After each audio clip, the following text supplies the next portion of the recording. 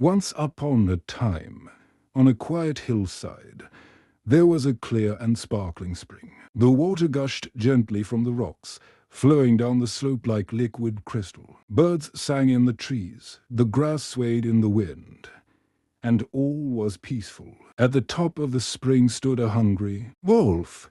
His sharp teeth gleamed as he lapped at the cool water. But while he drank, his eyes wandered downward, and there, just below him, stood a gentle little lamb, innocent and fragile, drinking from the very same stream. The wolf's stomach growled. "There's my supper," he thought with a wicked grin. But the wolf was cunning. He did not want to appear unjust or cruel. No, he wanted a reason, an excuse, a mask to cover his evil intentions. So he snarled loudly and shouted, "How dare you muddy the water I am drinking?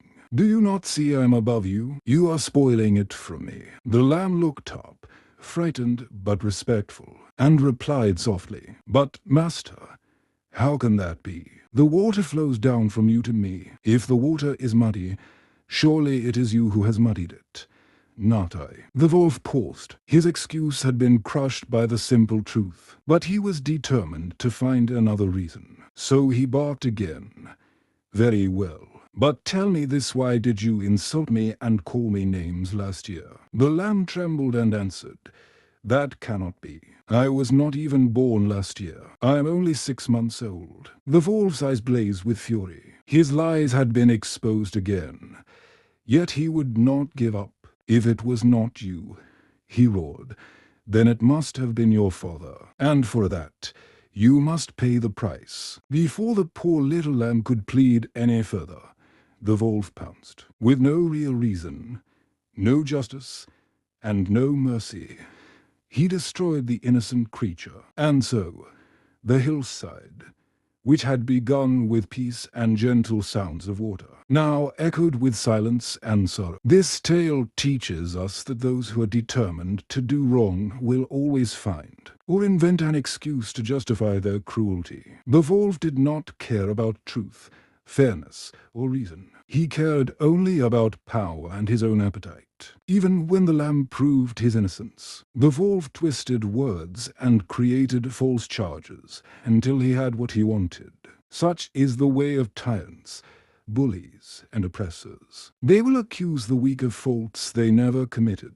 They will shift blame to families, to ancestors, or to anyone they please, simply to feed their greed. They twist truth into lies and use power as their only law. The lamb represents innocence, honesty, and the powerless who often suffer not because of what they have done, but because of the cruelty of others. The wolf represents those in society who misuse authority, create false accusations, and destroy others for a selfish gain. The lesson is clear. We must be watchful of those who disguise injustice under the cloak of excuses. True justice is not built on power or hunger, but on fairness, reason, and compassion. We must also learn that innocence alone does not always protect us. Sometimes the world is unjust, and the strong prey upon the weak. Yet the story also reminds us that while wolves may triumph for a moment, their tyranny reveals their true nature to the world. And though the lamb may fall, its innocence shines forever as a reminder of what is right and what is pure. In the end, the greatest lesson is that any excuse will serve a tyrant. But truth, though silenced for a time, always outlives lies.